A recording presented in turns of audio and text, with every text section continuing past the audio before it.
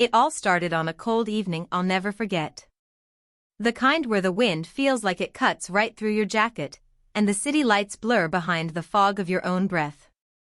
I was just coming out of the coffee shop, rushing toward my car, when I saw her, sitting on the sidewalk, hugging a tattered blanket, with a sign that simply read, "I'm not asking for money. Just hungry. Please don't look away." Something about her caught me off guard. She wasn't shouting or begging. She just sat there quietly, her eyes tired but calm. And something inside me paused. I wish I could say I did something brave or kind immediately, but I hesitated. You see, we all walk past people like that. We convince ourselves someone else will help, or worse, we question their stories. But for some reason, that night was different. I turned around, walked back, and asked if she was okay. She looked up slowly and simply said, "I'm homeless, but I wasn't always." That one sentence shook me more than I could explain. Because behind her quiet voice, I could feel there was a story buried deep, one she hadn't told in a long time. Her name was Emma. She was only 27, but life had already knocked her down more times than most people face in a lifetime. I didn't know anything about her yet, why she was on the street, what she had lost, but I knew she wasn't lying. Her hands trembled from the cold, but her voice held something honest. I asked if she wanted something warm to eat.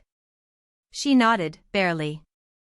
I bought her a sandwich and coffee, and we sat on the curb, right there, two strangers from two different worlds. But for those few minutes, the world around us slowed down. I thought that would be the end of it. Just one small act of kindness in the middle of a busy night. But that moment became the beginning of something I never saw coming. Because Emma wasn't just a stranger I helped, she would become the person who taught me what love really means. What pain hides behind silent eyes. And how someone who's lost everything can still have the strongest heart. Over the next few days, we kept running into each other. Or maybe life kept bringing us back. One evening, she shared a small piece of her past, and I realized this woman, once full of dreams, had been through things most of us couldn't imagine. The reasons she ended up on the street weren't because she was lazy or lost. Life had pulled the rug out from under her, and no one had caught her when she fell. But what happened next? I can still barely believe it myself. Because what started as a moment of kindness turned into a connection I never saw coming. And somewhere between the shared meals, the late-night talks, and the healing we both didn't know we needed, something changed. She said she was homeless. Now she lives in my heart. And how that happened is a story you won't forget. The more I saw Emma, the more I realized how many layers she had. At first, she didn't say much, just smiled softly, thanked me for the food, and stared off into the distance like she was waiting for something or someone to return. But with time, she started opening up. Slowly. Carefully. Like someone who'd been burned before and was still learning how to trust again. She told me she used to be a teacher. Elementary school. Loved working with kids. She lit up when she talked about her old classroom, the drawings they'd give her, the joy of watching a child finally get it. But then she'd pause and go quiet. I didn't push her. I just listened. One rainy evening, she showed me a photo she kept folded in her jacket pocket. It was worn and faded, a younger version of her, smiling beside a man I didn't recognize. That was before everything changed, she whispered. I wanted to ask what happened, but something in her eyes told me the story was too painful to spill all at once. So I just sat beside her, holding an umbrella over us both, letting her decide how much to share. I started wondering why someone like Emma ended up alone, sleeping on benches and relying on strangers for warmth. What was she running from? Or more haunting, what had she survived? The city can be cold, not just in weather, but in spirit. People walk past pain every day like it's invisible. But Emma made me stop seeing it that way. Her presence was a reminder that behind every quiet face, there might be a storm no one knows about. And what I would discover next about her past would change everything I thought I knew. One night, as we sat under a dim street lamp outside the library steps, Emma finally spoke about the man in the photo. His name was Caleb, she said, voice low, almost like it hurt to say it out loud. He was everything to me, until he wasn't. She didn't look at me when she said it. She just kept her eyes on the rain-soaked pavement like it held all the memories she was trying not to relive. I listened closely, heart pounding, unsure of where this story was about to take us. She told me they'd been engaged, living a simple life in a small apartment just outside the city. Emma had a steady teaching job, Caleb worked in construction. Everything seemed normal, happy even. But one day, Caleb just didn't come home. No note, no message. Gone. At first, Emma thought something had happened to him. But the truth came weeks later, when she discovered he had emptied their joint account and disappeared without a trace. She lost the apartment soon after, then her job. I didn't have anyone else, she said quietly. And I was too ashamed to ask for help. That was the moment I felt a shift, not just in the story, but in how I saw her. She wasn't just someone who'd fallen on hard times. She'd been abandoned, blindsided by the person she trusted most. And while the world kept turning, hers had fallen apart piece by piece. As her story unraveled, so did new questions. Why did Caleb vanish without a word? Was he running from something, or hiding something even darker? And the strangest part, Emma said he tried to contact her once. A blocked number. No voice.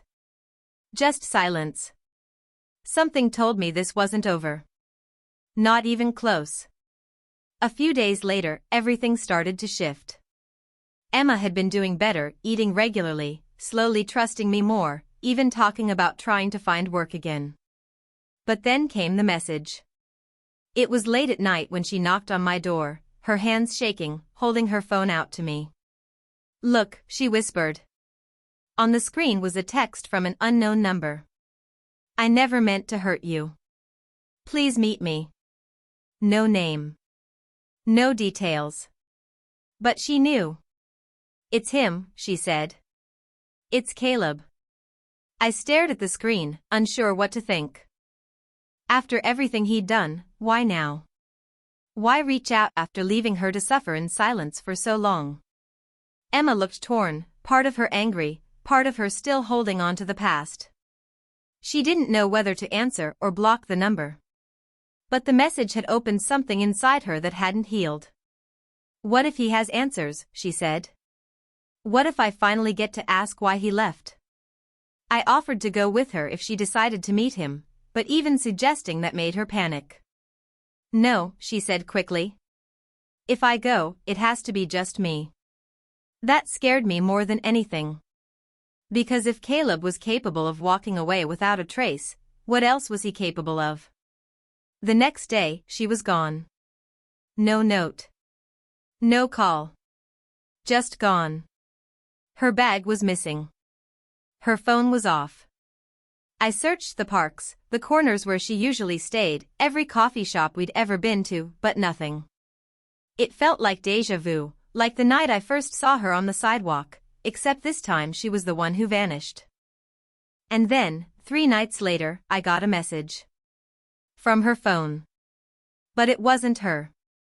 The message was short. Just one line. If you want to see her again, stop looking. My stomach dropped. It didn't sound like Emma, not even close. There was no warmth, no emotion in those words. Just cold finality. I stared at the screen, rereading it over and over, hoping I had misunderstood. But I hadn't. Something was very wrong. This wasn't just a reunion with a lost ex. This had turned into something darker. Something dangerous. I tried calling her phone, but it went straight to voicemail. I sent message after message, begging her to respond, asking if she was safe. No reply. That night, I barely slept. My thoughts spiraled into worst-case scenarios. Why would someone want me to stop looking? What had Emma gotten pulled into? Was this about Caleb, or was someone else involved? The next morning, I went back to the spot near the library steps where we'd sat so many times before. But this time, I noticed something I hadn't seen before. Tucked into the corner of the bench, underneath a broken slat, was a folded note. It was in her handwriting.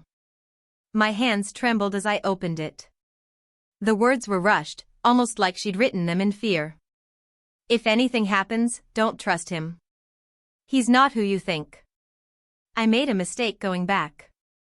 I'm sorry. That line sent chills down my spine. Don't trust him. But who? Caleb? Or someone else? Had someone been watching us all along? Was Emma being followed even before the message came? Then came the second twist, something I never expected. A coworker from the school Emma used to teach at reached out after I posted about her disappearance. I saw your post, she said. But Emma's not who you think she is. I didn't understand. She explained that Emma had left the school 2 years ago, not after Caleb left, but after a quiet investigation. Something about missing funds. Allegations that were never fully proven. She disappeared before we got answers, the woman told me. I thought she moved away. But if she's back, now I didn't know what to believe. The Emma I knew was kind, thoughtful, wounded. But had she been hiding something all along? Had I fallen for a version of her she wanted me to see? Or worse, was I already part of something much bigger than I could understand? And it wasn't over. Not yet. 2 days later, I received another message. This time, it was a location. Just a pin, an old warehouse near the edge of town. No words. No sender. I knew it was reckless, but I had no choice. I had to know the truth. I drove out there alone, heart pounding, thoughts racing. The place was quiet, almost abandoned. The metal door creaked as I pushed it open, calling her name into the silence. And then I saw her, Emma, sitting on the ground, her hands loosely tied, eyes red but alert. She looked at me with a mix of relief and regret. You shouldn't have come, she whispered. It's not what you think. Before I could answer, a figure stepped out from the shadows. Caleb. Alive. Older, rougher, with a look that chilled me. She brought you into this, he said, voice low. She always does. Tells a sad story, gets someone to feel sorry for her, then disappears with what she needs. I turned to Emma, confused, desperate for her to explain. She shook her head, tears falling. It started with Caleb. Yes, we did those things. At first, it was about survival. We'd find people, pull them in, and take what we needed.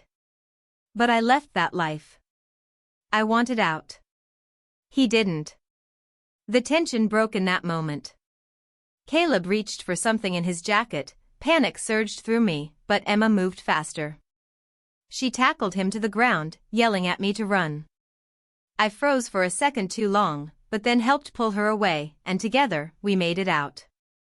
By the time the police arrived, called from a silent SOS Emma had managed to send earlier, Caleb was gone. Back at my place, wrapped in blankets and silence, Emma looked at me and said, I lied. Not about everything, but enough. I don't expect you to forgive me. But here's the final twist. I did forgive her. Because even if she had a dark past, what I saw in her wasn't just manipulation. It was change. Pain. Growth. She chose the hard way out. And maybe that said more than any truth ever could. She said she was homeless. She was. But now, she lives in my heart, for real this time. After that night, things didn't magically fix themselves, but something shifted. Emma stayed with me for a while, not because she needed saving, but because she finally wanted to stop running. The authorities never caught Caleb, but with Emma's statement and the details she gave, they opened an official investigation. For the first time in years, she stopped feeling like she had to look over her shoulder. It wasn't complete peace, but it was a start. We talked a lot in those days. Honest conversations. No walls. She told me everything, how things with Caleb started, how the lies piled up, and how shame kept her silent long after she walked away from that life. But she also spoke about her regrets, her hope, and the quiet decision she made to live differently. She had hurt people, yes, but she never stopped carrying that weight. That pain made her more human, not less. Emma eventually started volunteering at a local shelter. She didn't want to hide from her past anymore. Instead, she wanted to face it and help others who were on the edge like she once was. And I watched her change, bit by bit. Not into someone new, but into someone real. Someone strong. Someone healing. People often ask me why I trusted her, even after everything. The truth is, I saw something in her that night on the sidewalk, something honest, even in the middle of all the lies. And I think deep down, she saw something in me too. Not just someone to lean on, but someone who could remind her she was still worth loving. She said she was homeless. And she was.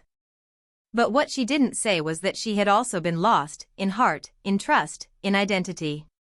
Now, she's building her life back, one step at a time. And no, it's not a perfect fairy tale. But it's real.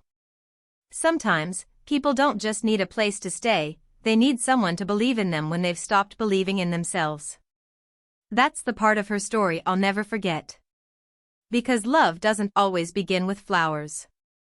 Sometimes, it begins on a sidewalk, with a sandwich, a quiet voice, and a second chance.